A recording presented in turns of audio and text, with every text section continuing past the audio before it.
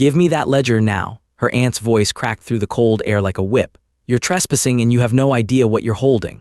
A heavy boot scraped against the mausoleum floor. "You don't want to do this, Hannah." Her cousin's words came out thin and sharp, a practiced edge underneath the tremble. She gripped the leather journal tighter, breath fogging in the dark. "It's over," she said, her voice steady but softer than she meant. "Everyone will know." The silence between them was split only by the distant echo of wind on stone.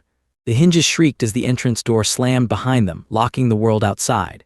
Her aunt stepped closer, looming, casting a long shadow over the stone and ledger. "Hand it over or you'll regret every step that got you here." Hannah stood her ground, knuckles bone-white against the flaking leather. "Try me." There was the crackle of static in the air, and the final standoff poised on the edge of decision. 3 weeks earlier, in another world entirely, before she learned what drove blood to turn on blood, Hannah was lost in different shadows. Hannah's hands shook as she rummaged through the cracked plastic tub in the back of her Honda, the air thin with unforgiving mountain chill. $23 left in her account, a box of microwave dinners for the week, and a red folder with her name scratched out in Sharpie. Someone had scribbled "canceled" across it months ago, the first in a cascade of blows that ended her career. Her nursing license, suspended after the last overdue notice for the medical bills that stacked up while her husband Ethan was dying.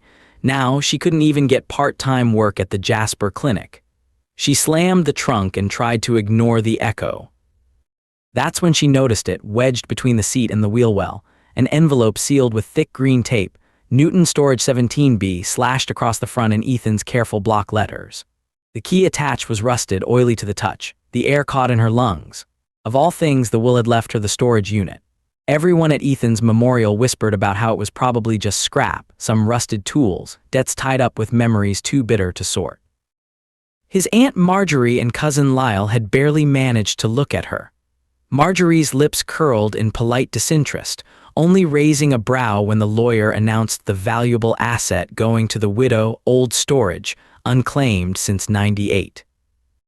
2 weeks since that funeral, and Hannah had nothing left but this.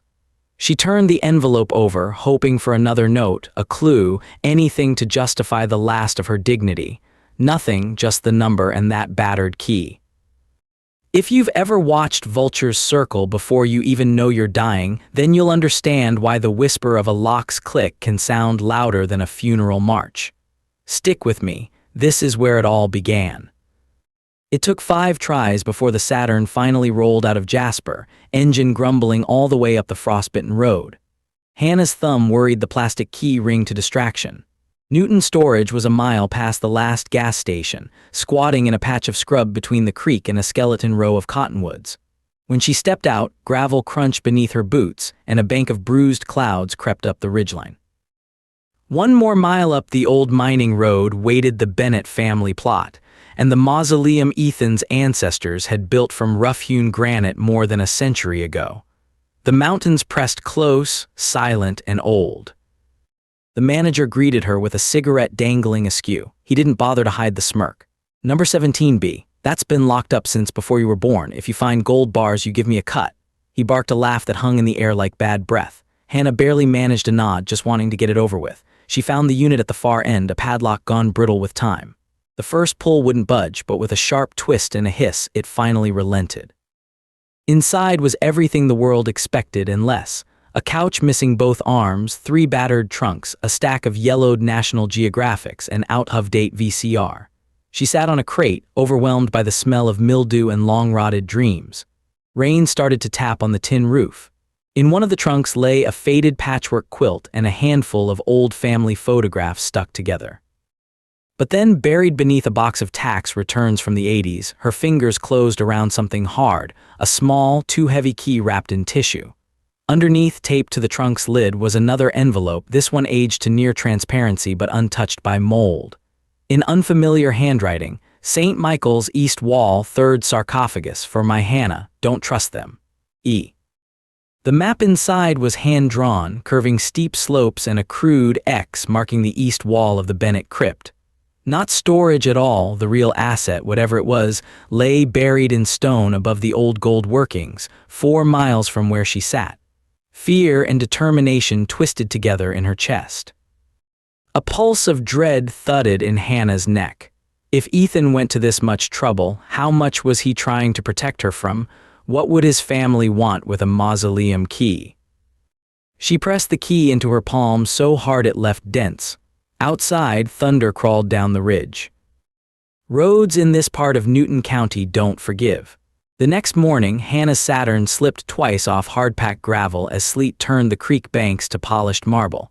She kept the map on the passenger seat, Ethan's scrawl dancing in the corner of her vision.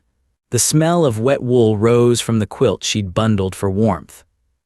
Every half-mile she replayed what little she knew of Marjorie and Lyle. How Marjorie only called in late March, halfway through Ethan's hospital stays, never lingering long enough to hear more than he's stable before changing the subject to her own dog or latest vacation. Lyle, younger but all sharp features and expensive haircuts, had once shown up carrying a duffel bag with a tag from Atlantic City still attached. Dee caught him watching Ethan's morphine drip with hollow eyes. "Don't let that side of the family near our son's wallet," Ethan used to chuckle, before the treatment bills piled high as the outhouses rotting behind his granddad's old ranch. She pulled in beside the cemetery gate, tuck of the engine finally giving out for good. The air stung her face, thick with old pine and wet stone. She trudged through weeds and early bloom thistle until the mausoleum's shape materialized in gray fog. It rose out of the earth, imposing, the east wall's door hammered with a tarnished cross. Hannah pressed the strange key into the lock. It turned so smoothly it startled her. Inside, the world was swallowed by dust and the bitter cold of old grief. Her breath echoed off stone walls hemming in a sarcophagus carved with names long vanished. She followed Ethan's map to the third from the door, knelt and searched along one side. Her palm caught on an uneven seam. With effort, she pried at it, fingers burning. A muffled click and the false bottom dropped an inch. Underneath, a flat bundle wrapped in oilcloth and a stack of thick, leather-bound books tied with crimson ribbon. She traced a trembling finger over the monogram, EJB, the smell of old ink squeezed tears to the surface. The journal's spines cracked and Hannah caught her breath. Hundreds of pages, meticulously organized ledger entries, faded but legible, recording cash transactions spanning from the 1950s to present. Interleaved with typed summaries of land swaps, mineral rights, and faded Polaroids of yellowing deeds.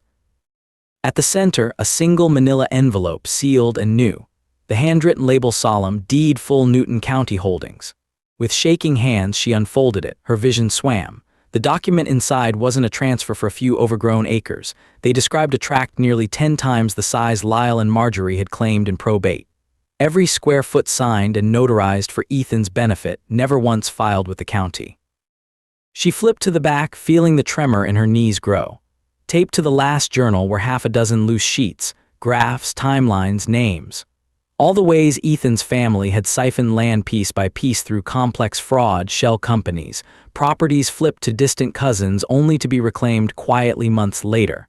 The ledgers read like a confession, only hiding in plain sight. Suddenly, she realized she wasn't alone. From the hallway, something shifted. She froze, heart thundering. For a split second, she could have sworn a figure flickered at the doorway, but only the cold remained and the sense of heavy eyes on her back. Voices echoed down the corridor at county records 3 days later, nearly swallowing Hannah where she waited with a borrowed cart stacked with the journals and the crinkled deed. She looked like a ghost, and the clerk's eyes widened when he ran his thumb over Ethan's signature. He brought her to a cramped back office with coffee stains etched into the veneer. Inside, a woman no older than 30 with cropped black hair and an oversized scarf motioned her in. "I'm Jessie, you said you had urgent records, that right?" She spoke in clipped, no-nonsense bursts. Hannah nodded, passing over the meticulous ledgers without a word. Jessie squinted, turning a page, brow furrowing.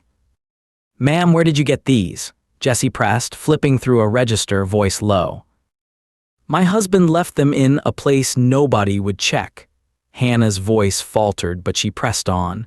"His family's taken nearly everything, land I was supposed to have. They said there was nothing there." Jessie's eyes shot up. "This is a decades-long chain. There's more money here than Jasper's got streetlights. You realize you've got a tiger by the tail." Hannah blinked, then nodded slowly. Jesse pointed to the marked statute on the deed. You've got, by my count, less than 3 weeks before this runs out, she said, tracing the numbers. If all these transactions are fraud, it's not just bad luck, it's jail time if someone moves fast. Who else's name comes up? Hannah whispered. How far does it go? Front companies, holding structures, even that old mineral lease on the Johnson Lode. If it's all tied to Marjorie or Lyle and these signatures check out, it'll blow up. But you gotta digitize and send everything, now. Lawyers can swing this, but the window's tight. Jesse leaned forward, voice dropping.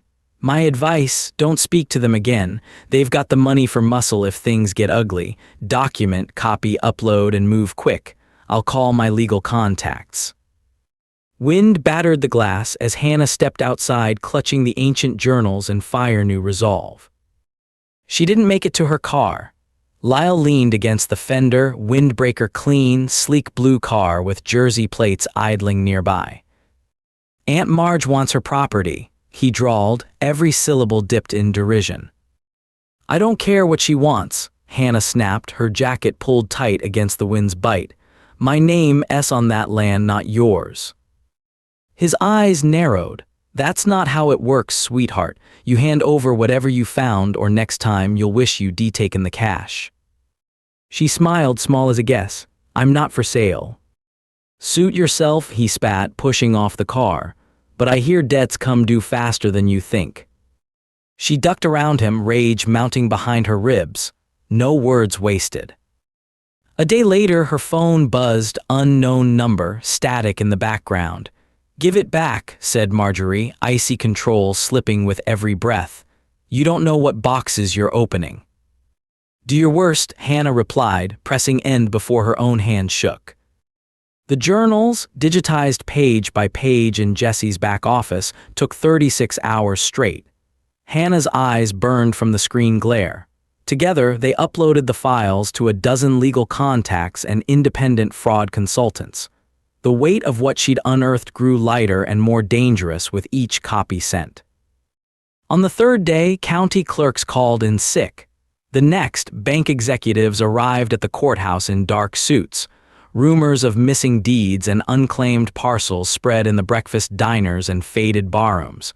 Jesse worked the phones with cold, efficient fury. Finally, Hannah and Jesse arrived at the grand conference room in the Regional Real Estate Fraud Division. The polished table reflected the ambulance bright lights, the city's two most senior financial crimes prosecutors seated at the head. Stacks of binders flanked every seat. White noise hummed from the vents.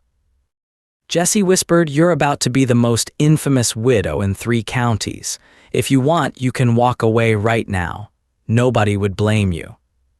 Hannah shook her head. No, for once I finish what I start.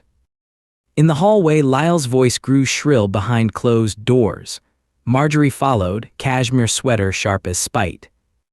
The legal team laid out the ledgers, their silences stretching as page after page of decades-old fraud surfaced in evidence. You two want a private word before we begin? The lead counsel asked, eyeing Marjorie, whose lips thinned to a hard line. Lyle tried to bluster, but his gaze darted between Hannah and the stacks of evidence. For the first time, his arrogance faltered. Hannah turned to Jesse, breath steadying. Now or never. They filed inside, the hush descending as Marjorie and Lyle paced the room's edge. The evidence weighted like a loaded gun. Hannah placed the journals at the center of the table, the heavy confession daring them. Marjorie barely glanced. Those are nothing but old fantasies. You can't prove a thing and no jury will care. Hannah shot back, voice strong. Every entry in these books matches filed land transfers, deposit slips, and wire records. This isn't just paperwork, it's decades of theft right under your noses. Lyle's eyes darted to Marjorie, his shield. Aunt Marge, get the lawyer, get them out of here. Jesse spoke up, cool and even. We've already sent all documentation to state and federal fraud bureaus. All communications are time-stamped and traceable. The senior investigator leaned forward. You understand this process is now in motion. If there's a defense to be made, you'll have opportunity. If not, the threat lingered, no need for theatrics. The room's tension snapped when Marjorie lunged forward, voice too loud. You think you're clever, you're nothing but a charity case who couldn't even keep her license. You'll regret every step you took. Hannah flinched, voice trembling but clear. Thinking nobody saw you didn't mean you were invisible. I saw you, Ethan saw you, this ends now. Jesse rested a calming hand on Hannah's shoulder. Careful, they're desperate. A scramble sounded at the door. Security, summoned discreetly, waited as Lyle's composure finally broke. You aren't doing this, he screamed, voice childish, not a man's. Hannah slid the last and most damning page across the table. A signed deed in Ethan's clear hand, detailing landholdings and exact figures Marjorie had claimed were lost in fire. Marjorie went cold, stepping back. There's no way these are forgeries, right? Tell me they are. The council tapped the notarial seal. This is real. Bank witnesses have already confirmed the pattern of fraud. Investigators are standing by outside. Now the moment swelled.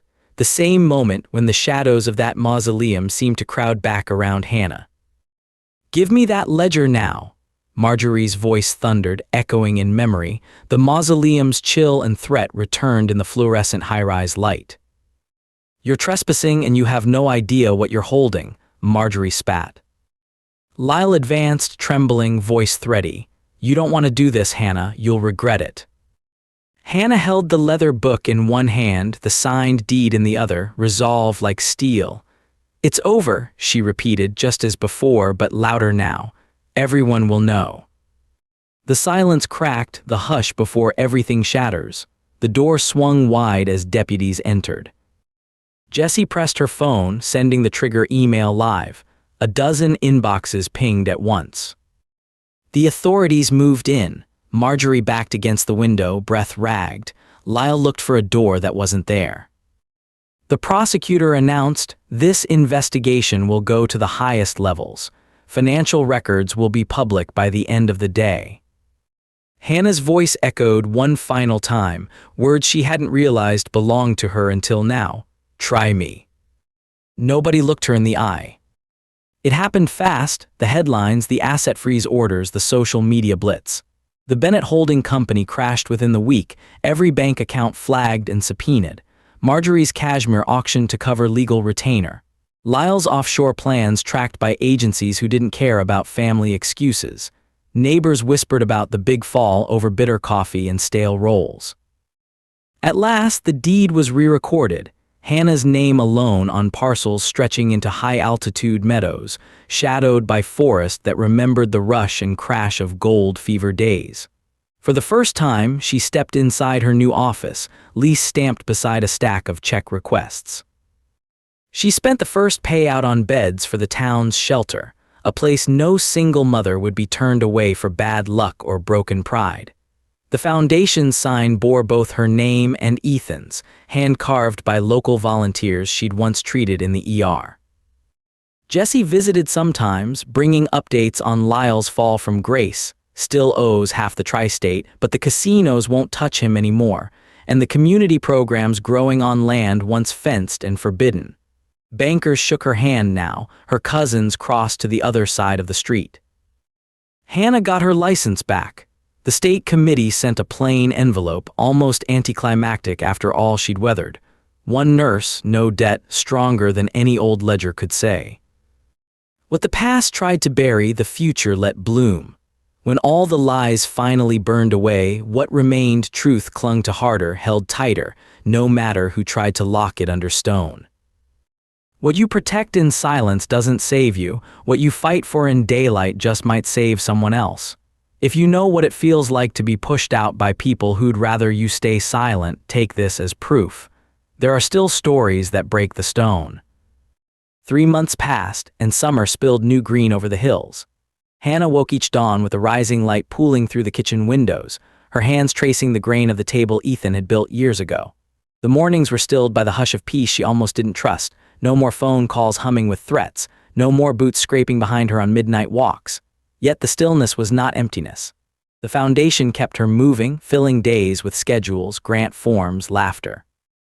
Her phone sometimes buzzed with hopeful strangers, or thanks from people she barely knew. One hot Saturday, she was scrubbing the sink when a knock rattled the screen door.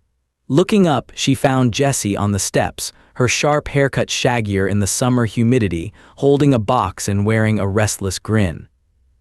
"Came across something you'll want," Jessie called, hefting the battered cardboard like it weighed 100 secrets. "Got a minute?" Hannah dried her hands on her jeans and held open the door. "How could I refuse? You have a nose for trouble or treasure." Jessie dropped the box on the table, glancing around at the simple room with its thrift store chairs and one battered photo of Ethan, always nearby. After the audit, the state combed through the family's old safety deposit boxes. This was hidden under Marjorie's maiden name. Her voice softened a little. "Thought you'd want to see before it becomes evidence again." Hannah sat, pulling out a stack of yellowed envelopes, their wax seals flaking away. Old receipts spilled out, jumbled property sketches, deeds in spidery historical script, notes in Ethan's father's hand. "You could build a library with the ghosts in here," she murmured, flipping carefully through each. She really thought nobody would look. "The sheriff says Marjorie's still claiming it was all a misunderstanding," Jessie remarked. "But the county DA's got the receipts and these." She nodded at a slim folio tucked down one side. "Go on." The folio opened stiffly. Inside, pressed flat behind a cracked sheet of mylar, was a photograph, Hannah, blurry and much younger but unmistakable, laughing with Ethan in the hospital garden. On the back ran a message in Ethan's careful script, "For whatever comes after me, for H always." Hannah's breath hitched. For a long moment, neither woman spoke. The distant whir of crickets was the only sound. "I think he knew," Jessie said quietly, "that you'd have to fight harder than you ever signed up for." Hannah's voice wavered. "He always said people underestimate what lasts if you make it matter. Not money, not old grudges, just little things, the right things." Jessie nodded, the outline of tears bright at the corners of her eyes. "You made it last. That's worth something." They sat in silence until the sun crept higher and the scent of chamomile tangled through the door. After Jessie drove off, Hannah lingered at the table, tracing the ink as if she could still feel Ethan's hand moving. By August, official letters arrived from the county and state, praises and apologies in the same heavy envelope, formal as law could make gratitude. Hannah was named principal trustee of the Bennett Foundation, land and buildings once wielded to punish suddenly standing open for gardens, clinics, workshops. The first of the community grant applications landed on her desk at noon on a Tuesday. A small clinic needed help with repairs. A teacher asked for funds to bring new books to summer school. She called them each back in turn, listening, scribbling names and hopes into the same battered ledger that had once hidden crime. Later that week, she found herself in the county courthouse again, this time with Jessie beside her for company, the long corridor painted with late morning gold. A new face waited at the clerk's desk, a heavy-set woman with rings on every finger who introduced herself as Nancy, Deputy Records Chief. "You the one who cracked open the Bennett vault," Nancy said, settling her elbows on the counter. "You know half the county owes you a drink." Hannah laughed, surprised at how genuine it felt on her tongue. "Make it a coffee and I'll accept." Nancy dropped her voice, glancing around. The registrar found another parcel along the old mining road, left off the company books somehow. Says here it was willed to Ethan, then to his descendants and spouse in perpetuity. That's you now. Jessie just whistled. "Hope you're ready for a parade." But what Hannah felt most was relief, slow and cleansing. The lies had been so deep even the ground itself still coughed up the truth by inches. As she signed for the last re-recorded deed, Nancy's hand hovered. "Just between us, you did something no one else dared. Most people around here thought the Bennetts would never fall."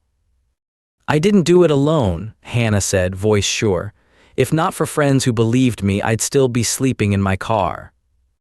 After Jessie and Hannah bought coffee at the gas station on Main week, but hopeful, and sat on the edge of the tailgate under an enamel blue sky. The air buzzed with memory and possibility. "So what now?" Jessie asked, chin propped on her fist. "You going to be queen of the high country or take a vacation for once?" "I think I'll plant a garden," Hannah said. It was half joke, half promise. "Maybe teach the clinics how to run without billing anyone for a flu shot." Jessie grinned. "Write that down, that's revolution talk." And then there came the morning she returned to the place where it all began, the Bennett mausoleum, the vault she'd cracked open, seat of so much grief and so many secrets. The September wind flung gold leaves at her boots as she climbed the slope, the new deed's edge sharp against her thigh. She unlocked the mausoleum and slipped inside. Where once there had been only darkness and the stale tang of stone, now light filtered through the glass above the door, shards of blue and gold painting the floor. Hannah knelt beside the third sarcophagus. The secret seemed now closed, her fingerprints still caught somewhere on the ancient edge. She laid her palm against it and whispered, "It's done. It's finally done."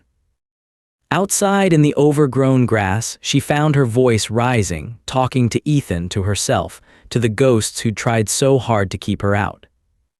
"You trusted me with this and I almost broke under it, but I'm still here. It's not just mine, it's for everyone you wanted to help. I'll make sure of that." She stood, bones aching but spirit lighter, closed the heavy door, and locked the mausoleum for the last time on her own terms. As she descended the slope, her phone rang. A local number flashed, Marta from the shelter. Hannah answered on the second ring. "Hi, Miss Bennett. Sorry to bother you, but we had another mother come in with 2 kids last night.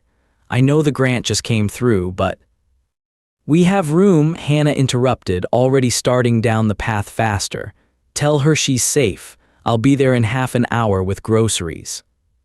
She hung up, heart beating sure and strong. The first snow dusted the rooftops by late October, painting the valley in quiet, clean lines. The foundation's new building, a former Bennett property repurposed by volunteer labor, opened its doors with little fanfare, just a handmade sign, coffee brewing on the stoop and children running in the crisp air. Hannah watched from the doorway, a red scarf around her neck, as neighbors gathered, some curious, some quiet, a few brave enough to clap her on the back.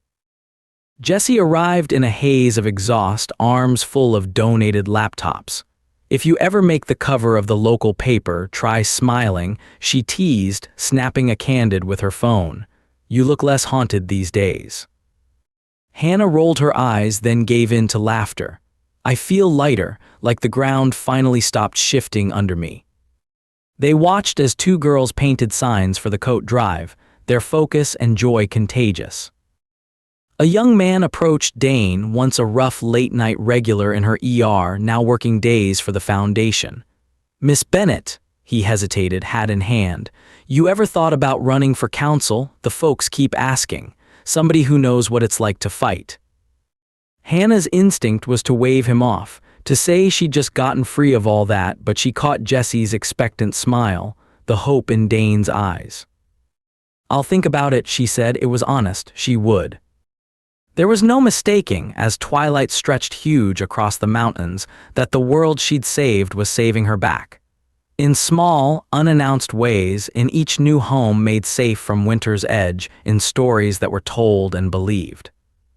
One evening, long past midnight, as wind howled against the eaves, Hannah sat at her desk, sorting grant proposals. The old ledgers remained locked away in a safe at the foundation, visible to anyone who asked. Sometimes she caught herself running a finger along the battered spine, remembering the fear that had once clung to every page. That fear was gone now, replaced by something Ethan had always tried to teach her: determination, a willingness to burn the past as fuel for tomorrow. A knock broke her reverie. She looked up, startled. It was rare for anyone to come calling after midnight. Cautiously, she opened the door to find Marjorie on the porch, thinner than before, her eyes hollowed by months of hard truths. The autumn wind pressed at her coat, but she looked Hannah in the eye for the first time since it all broke open. "What do you want?" Hannah asked, keeping her voice neutral. Marjorie hesitated before answering, a lifetime's worth of pride dissolving in the silence. "I came to say I'm sorry for what it's worth. I've had nothing but time to think these last weeks," and her voice cracked. I wanted you to have this." She held out a small velvet pouch. Inside, Hannah found a single gold locket, tarnished but old and heavy. "It belonged to Ethan's mother," Marjorie whispered. "She wore it through every winter when things got tough, swore it kept her strong. I held on to it out of spite, I suppose, but I think Ethan would have wanted you to have it." Hannah closed her fist around the locket. "Thank you," she said, sincerely and softly. For a moment, an awkward, fragile peace hung between them. Finally, Marjorie nodded, her composure breaking in the cold, and disappeared into the starless dark. After she closed the door, Hannah sat down and opened the locket. Inside was a tiny portrait, Ethan as a child, beaming, the light in his eyes more fierce than any storm. On the other side, a pressed blue wildflower, perfectly preserved. She pinned it to her collar, a talisman from another era, and returned to work, the meaning of forgiveness settling around her as gently as the snow. Winter was long that year, but it worked its slow magic, turning hurts to memory, memory to root. By February, the Foundation's clinic had treated 20 families, hired 2 nurses who'd lost jobs at Jasper General, and sent a young woman to college on a scholarship drawn from funds once meant to launder ill-gotten gold. Jessie came by late one afternoon, stamping snow off her boots. "Did you see the county website?" she asked, breathless. "Stories about you, about us, seems like people want to believe in redemption again." Hannah smiled, pulling a second coffee from the pot. "Redemption," she echoed, savoring the bitter warmth and the word both. "Maybe we could be a model, not just what not to do, but what's possible." "Hope's catching," Jessie said. "Dangerous thing." They toasted with their mugs, laughter bouncing off the new clinic's clean walls. The days turned, winter blurring into the first reluctant touch of spring. Hannah learned to drive her new used truck, Foundation logo stenciled on the door, up switchbacks once forbidden, delivering food and supplies where even the mail seldom went. She learned how to teach children to fold seedlings into warming earth, how to listen without judgment when a woman named Carla wept for a future she once had but now could touch again.